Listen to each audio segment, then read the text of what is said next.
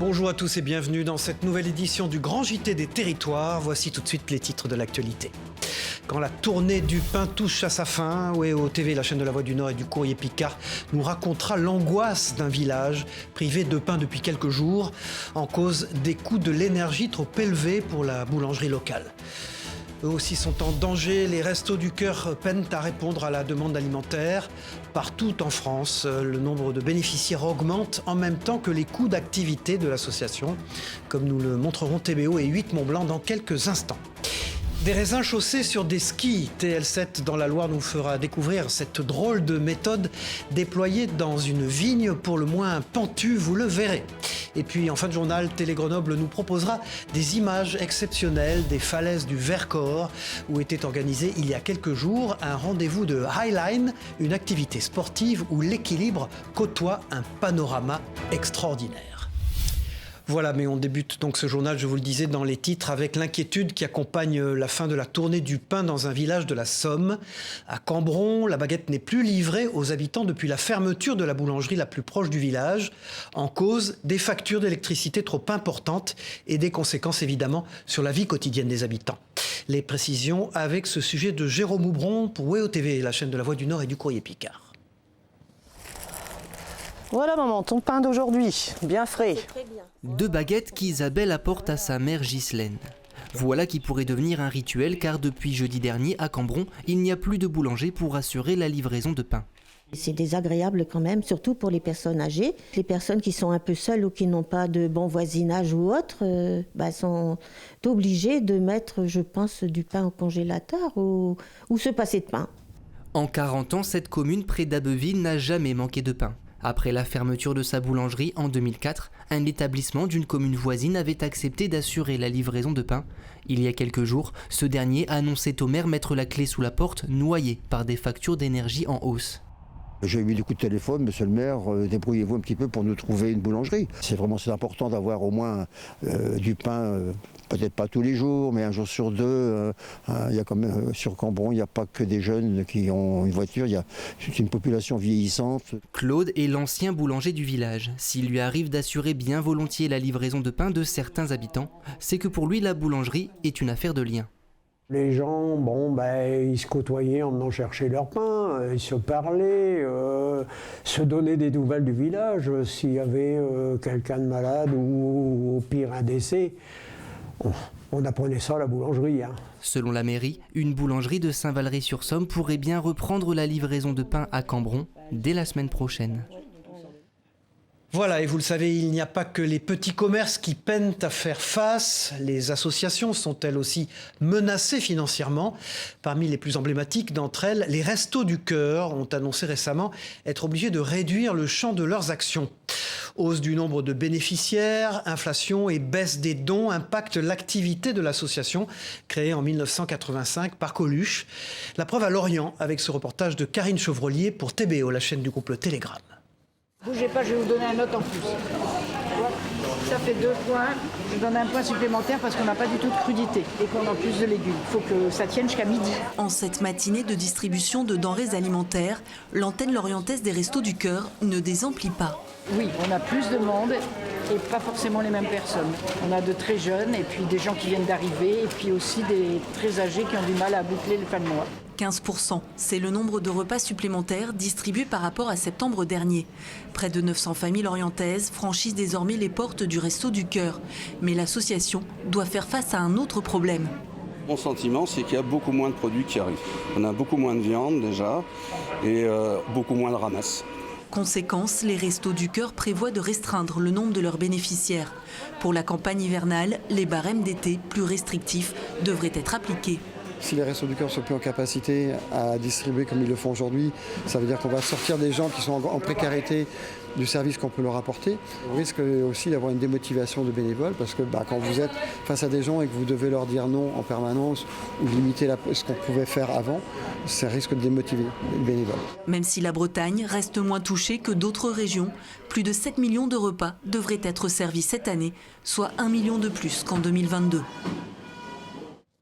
Davantage de repas distribués pour les Restos du Cœur en Savoie également. Là-bas aussi, la situation de l'association est inquiétante et préoccupe bénéficiaires comme bénévoles. Images et propos recueillis par Sébastien Germain, journaliste pour la chaîne 8 Mont-Blanc. Regardez. Les mesures annoncées, elles ne sont pas rigolotes. Et puis parce qu'on va servir moins de personnes et qu'on servira moins aux personnes qu'on continuera à accueillir. Donc effectivement, beaucoup de tristesse, mais je ne suis pas la seule à penser ça. On est tous très tristes de ces annonces. Vous savez, quand on augmente la facture d'électricité de 10 ou 15%, 20 € d'augmentation sur une facture d'électricité, pour quelqu'un qui n'a déjà pas de quoi finir le mois, c'est catastrophique. Avec 20 €, ces personnes-là elles se nourrissent. Donc voilà, c'est pour ça qu'on a autant de personnes qui viennent nous voir. Et des personnes qui avant s'en sortaient à peu près. Bon, elles n'étaient pas très riches, mais elles arrivaient à s'en sortir. Maintenant, elles nous disent, avec l'augmentation des factures d'énergie, je n'y arrive plus. Voilà, et sachez que si vous souhaitez aider l'action des Restos du Cœur, vous pouvez faire un don en vous rendant sur le site internet restoducoeur.org et puis également celui de la Banque alimentaire française, c'est banquealimentaire.org. Voilà, les Verts en font-ils trop? C'est la question que se pose le magazine Le Point en une de son édition spéciale consacrée à la ville de Lyon cette semaine. L'hebdomadaire dresse un bilan à mi-mandat de la municipalité écologiste à la tête de cette ville. Grégory Doucet, le maire de Lyon, répond notamment aux questions du journal. Le Point qui consacre aussi une édition à la deuxième ville de France, Marseille. Et sans surprise, vous le verrez, la question de la sécurité est scrutée de près par l'hebdomadaire, comme celle du tourisme d'ailleurs et du logement, comme vous le voyez sur ces images. Ces deux éditions spéciales sont à retrouver bien sûr chez vos marchands de journaux. Et vous, pouvez-vous vous déplacer facilement à pied dans votre ville? La question peut paraître surprenante, elle est pourtant bien d'actualité. Trottinette, vélo, scooter, voiture ou encore bus, il est parfois bien difficile de marcher en ville. Selon une récente étude, parmi les territoires de France les moins piétons compatibles, on retrouve sans surprise Paris et sa région. Toutes les explications avec ce sujet de Mélanie Faure pour la nouvelle chaîne francilienne 20 minutes TV. Regardez. Véhicules, trottinettes, vélos et piétons, à Paris, les usagers cohabitent au quotidien. Une mobilité plurielle, mais pas simple, surtout pour les plus vulnérables. Traverser, c'est plus compliqué. Il y a des fous furieux, il y a des vélos, ils s'arrêtent même pas. Ils te voient arriver, le feu il est vert, ils s'arrêtent même pas. C'est plus simple à Corbeil. Sur Paris, franchement, ça fait peur quand même. Même tout à l'heure, là, le monsieur il s'est pas arrêté. Et pourtant, c'était vert. Je vais pas me faire des ennemis, mais les trottinettes... les vélos, tout ça là, ça dérange beaucoup quand même. Un baromètre dévoilé par le collectif Place aux piétons révèle que Paris fait partie des villes les moins marchables en 2023, avec une note de 7 sur 20 au global. En bas du tableau, Aubervilliers, Bois-le-Roi ou encore Maison-Alfort et Saint-Maur-des-Fossés. Parmi les communes les mieux notées en Île-de-France, on retrouve la ville de Sceaux, Asnières-sur-Seine ou encore ici les Moulineaux. On peut remarquer que plus les métropoles sont importantes et plus il est difficile d'y marcher ou plus les piétons considèrent qu'il est difficile d'y marcher. Des notes de 11, par exemple, sont d'excellentes notes pour les métropoles, qui n'est pas le cas pour des communes plus petites. Qui dit nombreux usages dit davantage de conflits d'usage et problèmes plus complexes à régler. Mais volonté de les régler et de les régler dans le sens où ce sont les piétons qui doivent être les usagers prioritaires de la ville. Des efforts dont Paris a redoublé en publiant en juillet dernier son tout premier code de la rue. Voilà, c'est la fin de l'été, toujours le même constat à l'heure de la cueillette dans les vergers. Le manque de saisonniers se fait criant pour récolter les fruits qui seront ensuite vendus en commerce ou sur les marchés. Alors pour pallier le manque de main-d'œuvre, les producteurs peuvent compter heureusement sur la volonté de réfugiés et demandeurs d'asile. Un contrat légal, gagnant-gagnant, comme a pu le constater près du Mans, Anthony Piton pour LMTV Sarthe. Regardez. Depuis fin août, Ali prend un bus tous les matins au Mans à 6h10 pour embaucher ici à 8h. Ali est arrivé en France il y a 3 ans. Son travail pour les 2 prochains mois, cueilleur de pommes. C'est important qu'on travaille, sinon on est dormi dans la rue. Ah ouais. Plus tard, j'espère un jour je rester un bon mécanicien. Et sinon, l'infirmière. Comme lui, ils sont 53 à faire la route depuis Le Mans pour un travail payé au SMIC. Des réfugiés, mais aussi des demandeurs d'asile qui bénéficient d'une dérogation de la préfecture pour travailler. Pour le producteur qui peine à recruter, c'est une main-d'œuvre nécessaire. Au plus fort de la saison, il peut employer jusqu'à 150 personnes. On a toujours eu besoin de faire venir des gens d'ailleurs. Ça nous aide quand même beaucoup pour arriver à récolter les fruits dans de bonnes conditions et à la bonne maturité. Je ne vois pas de souci à faire travailler qui que ce soit à partir du moment où il met la bonne volonté et qu'il a envie de travailler. C'est l'association Mancel Tadamoun qui prend en charge le transport grâce aux aides financières de l'État et du département de la Sarthe.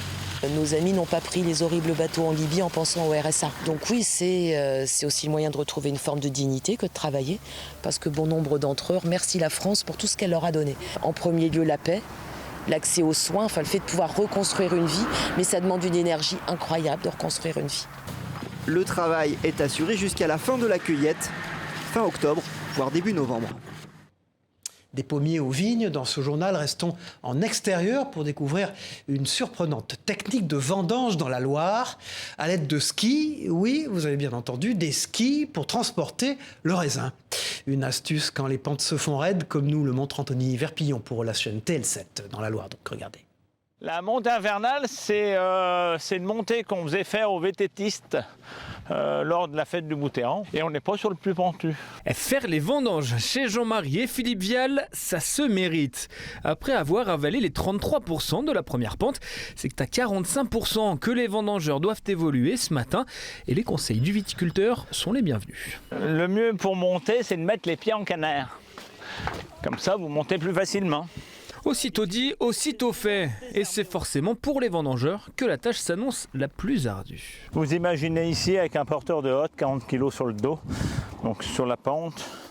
Donc il faut tenir au sol. Et l'idée a été de mettre la vendange sur des skis. Voilà. C'est pas le vendangeur qui est sur les skis. Non, on avait des problèmes d'assurance sinon. L'idée est donc venue aux deux frères après une longue réflexion, de la malice et un petit coup de main. On a fait bosser notre matière grise et notre bureau d'études à nous et on a trouvé cette idée de ski, on appelle ça des bennes à ski en fait, c'est des bennes rouges qu'on retrouve partout, qu'on a clipsé dans un cadre en bois avec des spatules de ski coupées à la longueur. On monte avec la moto qu'on sert toute l'année pour travailler dans les vignes. On a un neveu qui est en Savoie et qui connaît du monde et du coup il nous a trouvé les skis sans souci. Ouais. Antoine, lui, fait les vendanges pour la première fois et après un comparatif avec la cueillette sur un terrain plat ces derniers jours, le jeune homme préfère être ici, en pleine pente. Debout sur une parcelle normale accroupi, au bout d'un moment le dos il supporte plus, les jambes et tout, donc là je suis accroupi, je descends comme ça, hop, et je ramasse petit à petit et je continue jusqu'à la fin. Et à l'avenir, Philippe aimerait même, pourquoi pas, faire inscrire cette épreuve aux Jeux Olympiques. C'est du ski de descente, on va dire. Voilà, ski de descente, tout chousse. Le monde viticole décidément plein de surprises avec cette autre initiative venue cette fois-ci d'Occitanie. Un producteur de muscat a immergé ses bouteilles pendant 10 mois au milieu des huîtres. Résultat, un vin iodé et étonnant qui a eu le droit aux honneurs d'un chef étoilé. Les détails d'Anthony Coutin pour Via Occitanie. Du vin au milieu des huîtres. Ces bouteilles de muscat de Fitou ont reposé toute l'année, englouties au fond du lac de Leucate, blotties contre ces coquillages et bercées par l'onde des vagues. On a immergé ces bouteilles il y a pratiquement 10 mois. Et donc sur les tanks de Leucate, donc sur les parcs à huîtres, c'était dans des pochons à huîtres. Et l'idée, maintenant, c'est à amener une évolution. Et on va avoir ce côté iodé, on va avoir ce côté finesse aussi qui va apparaître. De retour au vignoble, Laurent découvre enfin le résultat de ces 10 mois d'immersion. Si la robe est similaire, le nez du vin immergé est plus développé, avec un parfum d'écorce d'orange particulièrement marqué. On est bien sur un vin blanc de macération, on est bien sur un cépage, le muscat, mais ce qui m'amuse aussi, c'est que ce cépage amène des notes d'agrumes. Ce vin a suffisamment cohabité avec les huîtres pour que leur union soit consommée. Le mariage du mets et du vin sera ici sublimé par la cuisine du chef étoilé catalan, Paul Borrell. On a fait des petites billes de concombre qu'on va ajouter sur l'huître. L'expérimentation, elle se fait déjà par une expérimentation sur un échange entre artisans humains. On a un éleveur d'huîtres, un ostréiculteur, on a un vigneron, on a un cuisinier. Du vin et des huîtres, anoblis par la gastronomie. Et voici une triple alliance de toute élégance. Il pourrait être considéré comme un enquêteur des champs. Laurent Saint-Dizier opère dans les grands espaces de sa région depuis 10 ans à l'aide de ses outils favoris, des détecteurs de métaux. Une activité qu'il pratique pour le loisir, mais qui n'est pas sans intérêt pour les sols et leurs propriétaires, puisqu'il permet de dépolluer les terrains. Livia Buchler et Denis Lequien, journalistes pour Vosges TV, l'ont suivi le temps d'une sortie dans une parcelle agricole. Regardez ce reportage. Voilà ce qu'on trouve beaucoup. Donc du bouton. Ça c'est du bouton, des petites bagues quand même on en trouve. Ça c'est toutes des bagues mais sans intérêt quoi, c'est de la bague de pacotille. Et c'est majoritairement dans les champs que Laurent trouve ces objets qu'il conserve dans cette boîte depuis bientôt 10 ans et ses débuts dans la détection de métaux. Chaque semaine, pendant plusieurs heures, il parcourt les terrains agricoles à la recherche de trouvailles bien sûr, mais ce n'est pas le seul objectif. Il y a un aspect très important, donc on dépollue le plomb, l'alu, tous les métaux qui sont dans les champs en fait. Surtout du plomb, il y en a beaucoup, et de l'alu. On creuse sur les 20 cm, on enlève quasiment tout ce qu'il y a dans les 20 cm. Un loisir bon pour l'environnement, mais qui doit être pratiqué dans les règles. Bon, donc ça ira à la poubelle. Ça c'est de l'alu. Donc ça c'est un casse-croûte qui a été roulé en boule et qui a été jeté là. C'est juste de l'aluminium ça. On a le droit d'aller partout sauf les sites archéologiques. Tout ce qui est site archéologique est lieu de combat en fait, mais uniquement avec l'autorisation du propriétaire. Quant aux trouvailles, tout objet datant d'avant 1875 ou appartenant aux 2 conflits mondiaux doit être déclaré en mairie et ne peut pas être gardé. Pour le reste, la décision revient au propriétaire du champ qui majoritairement laisse le butin aux détectoristes. Lors de notre tournage, hormis des métaux dédiés au recyclage, Laurent a fait une autre trouvaille. Ça c'est mieux. Ça c'est mieux. C'est une 5 francs Lavrillier, 1947. Bon c'est de l'alu, c'est de l'alu mais c'est sympa. Donc juste après-guerre. Chaque année, en moyenne, cet enquêteur des champs extrait environ 1 tonne de ferraille, 130 kg de cuivre et 100 kg de plomb. Et pour que les sols vosgiens continuent d'être dépollués de cette manière, une antenne vosgienne de la Fédération devrait voir le jour d'ici peu. Allez, ouvrons à présent une page sport dans ce journal avec d'abord cette belle histoire. En pleine Coupe du Monde de rugby, de jeunes joueuses d'un club de Haute-Garonne ont été sélectionnées pour assurer le rôle de ramasseuses de balles lors du match Japon-Samoa qui se tiendra jeudi prochain à Toulouse. Une fierté forcément pour ces joueuses passionnées d'Ovalie. Propos et images recueillies par Manon Van Overbeek pour la Dépêche du Midi. C'est quand même quelque chose, un match de Coupe du Monde. Quand j'ai reçu le message et qu'on a été prise, j'étais vraiment hyper contente parce que je m'y attendais pas et que je m'étais dit que c'était impossible, il y allait avoir trop de clubs. C'est pas encore développé, c'est pas encore beaucoup développé le rugby féminin, mais ça commence de plus en plus et on est contente d'en faire partie. Ça permet de montrer à tout le monde que les filles elles peuvent aussi faire du rugby et que c'est presque commun maintenant. Enfin, ça va devenir commun en tout cas. Voilà, et bravo à elle, et bon match donc pour jeudi prochain. Moins physique que le rugby, mais tout aussi populaire, surtout auprès des plus jeunes, le e-sport ne cesse de se développer partout dans le monde.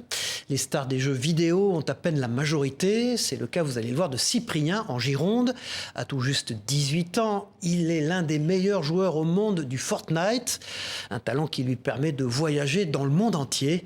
Yvan Branchy de TV7, la chaîne du groupe Sud-Ouest, s'est glissé dans sa chambre le temps d'un entraînement. Rencontre. Vas-y, il y a des mecs dans les poches. Au rythme du clavier, les yeux rivés sur son écran, Cyprien Dumonteil est en plein entraînement. Sa passion, ce célèbre jeu en ligne, une immense bataille où le dernier survivant l'emporte. Sorti en 2017, son succès est immédiat. Et comme beaucoup de jeunes de son âge, l'adolescent tombe sous le charme. Et comme tous les jeunes, j'ai joué de façon traditionnelle où juste j'aime le jeu et avec les tournois qui sont arrivés en ligne, et bah, simplement j'y ai joué de façon amateur et j'y ai performé et tout simplement je me suis créé un nom et c'est comme ça que ça a commencé. C'est comme ça que Cyprien est devenu au fil du temps X-Wiz, l'un des 20 meilleurs joueurs européens, suivi par plus de 100 000 personnes sur les réseaux. Et à tout juste 18 ans, le jeune homme s'entraîne jusqu'à 10 heures par jour, assis sur sa chaise. Je sais que c'est pas hyper dingue, c'est pour ça que je comprends ça avec du sport, mais ça permet de simplement, premièrement, de respirer et surtout d'avoir en sorte une activité physique parce que je reste tout le temps assis, quoi. Même prendre l'air sans faire activité physique, c'est important, mais oui, en soi, c'est hyper important. Et ne vous fiez pas à son apparence. Pour compenser ce mode de vie sédentaire, le joueur suit un programme sportif adapté. Salle de musculation, ostéopathe, alimentation. Son entourage et notamment sa mère manageuse surveillent sa forme de très près. Un joueur professionnel capable d'enchaîner les récompenses durant les tournois. Suède, Danemark, Arabie Saoudite. En tout, Cyprien a déjà gagné près de 250 000 €. Mais pas question de le dépenser. L'objectif est d'investir dans l'immobilier. Allez, sans transition dans ce journal, direction la Martinique, où la majestueuse montagne Pelée, la fameuse, vient d'être inscrite au patrimoine mondial de l'UNESCO. Une satisfaction immense, bien sûr, pour les Martiniquais et l'ensemble des acteurs impliqués. La montagne et ses forêts deviennent ainsi le 7e bien naturel français à bénéficier du précieux label de l'UNESCO. Alors quel impact aura cette classification pour la vie locale? Élément de réponse avec ce sujet d'Aude Sioul-Tidas pour Via ATV sur place. La montagne Pelée au patrimoine mondial de l'UNESCO. La nouvelle émerveille les Pierrotins qui louent ses avantages. Vraiment très fière de voir que la montagne Pelée, les Pitons et le Nord Caraïbe de façon générale pourront être reconnus, connus de par le monde entier. Ça fait plaisir quand on sait que la montagne Pelée, tout ce qui s'est passé effectivement en 1902. Au marché couvert, cette vendeuse voit déjà le potentiel de cette distinction. Nous aurons plus de clients, oui. En ce moment, on regarde le marché. Nous n'avons pas de clients, mais quand même, si la Martinique devient patrimoine mondial de l'UNESCO, alors le monde entier vont venir visiter. La fierté peut se lire sur les visages, mais le travail ne fait que commencer, assure le maire de Saint-Pierre. Il nous faut faire en sorte de prouver que nous sommes prêts à entretenir ce bien, à le valoriser, notamment par la gestion des déchets, des choses qui sont dans le paysage du bien. Et il va falloir qu'on traite ça. Les Martiniquais sont appelés à la responsabilité. Le site de l'Aileron s'est même vu investi de nouveaux marchands. La montagne Pelée, patrimoine mondial de l'UNESCO, est un titre qu'il faudra maintenant honorer selon le maire du Morne Rouge. Nous avons un travail à faire avec l'État pour que, enfin, l'aménagement se réalise. Parce qu'ils vous disent que nous sommes en zone rouge. Si on regarde bien, nous, toutes les communes autour de la montagne Pelée, nous sommes en zone rouge. Ça veut dire qu'on ne fait rien. On ne construit pas, on ne fait rien, on reste là, on attend que les choses se fassent toutes seules. Mais non, on va se battre pour faire annuler les freins qui interdisent la progression de l'aménagement qui est attendu depuis plus de 10 ans. La Martinique à l'UNESCO, c'est également le patrimoine de la Yole Ronde, ainsi que le titre réserve de biosphère. Voilà de splendides images de la montagne Pelée et de son environnement qui nous conduisent dans le Vercors maintenant, où se tenait il y a quelques jours un rassemblement consacré à la pratique du highline. Cette activité impressionnante consiste à parcourir une distance au-dessus du vide sur une sangle. Pour l'occasion, 22 lignes étaient installées dans un décor exceptionnel entre nature et équilibre suspendu. Sujet de Mirko Pecci pour Télé Grenoble. Perchés à 1600 mètres d'altitude sur les falaises du plateau des Ramets dans le Vercors, des passionnés de highline participent à la 10e édition de la Marmotte Highline Project. Cette discipline unique amène les participants à s'équiper d'un baudrier et à marcher sur un câble tendu au-dessus d'une impressionnante verticalité. C'est un festival à la base de highline. Pure highline, c'est l'activité de funambulisme en gros montagne, en gros hauteur. Et ça a commencé il y a 10 ans dans ce spot là-haut, au MHP. L'évolution, elle est incroyable. Ça grandit avec le nombre de highlines qui sont installés là-haut, avec le nombre de participants qui vient de... Je pense pour cette édition, on a 18 pays différents. 180 personnes sont venues expérimenter le légendaire emplacement du MHP où 22 highlines ont été mises en place. 30, 100 ou 200 mètres, chaque ligne varie en longueur et en sensation. Les participants ressentent toujours une montée d'adrénaline. Je suis tombé d'abord sur la slackline au sol, entre les arbres. J'ai commencé comme ça et après c'était l'occasion de faire un week-end en montagne, à tester cette activité. Ça m'a vraiment fait peur, mais finalement c'était quand même attrayant. Il y avait un peu ce truc de dire « Ah ouais, je me lève, la sensation elle est folle ». C'est une occasion en fait de découvrir la montagne sous un autre angle et au milieu du vide aussi, on a vraiment un panorama exceptionnel. Les bénévoles sont là pour garantir la sécurité de tous en surveillant les installations et le matériel utilisés par les participants. Ils ont reçu une formation pour intervenir en cas de problème dans le but de prévenir tout risque lié au syndrome du harnais. Quand on est inconscient, le poids mort du corps fait qu'on est dans une position qui coupe la circulation sanguine très rapidement. Donc il faut sortir la personne de cette position et la ramener au bord le plus rapidement possible. Le festival offre une opportunité unique de pratiquer cette discipline en communauté. C'est ce rassemblement qui fait du MHP un événement incontournable pour les passionnés de la highline. Voilà, une pratique époustouflante faite de concentration et de silence aussi. Le silence, justement, touristes et visiteurs sont invités à le garder lors de leur balade à canoë sur le delta du Fangou en Corse. Un espace doté d'une riche et incroyable biodiversité et dont vous découvrez quelques images à l'écran grâce à nos partenaires de Télé Paésé sur place. De bien belles images naturelles pour terminer ce journal. Voilà, c'est la fin de cette édition. Merci à tous de nous avoir suivis. On se retrouve très vite pour une nouvelle édition du Grand JT des Territoires. Au revoir.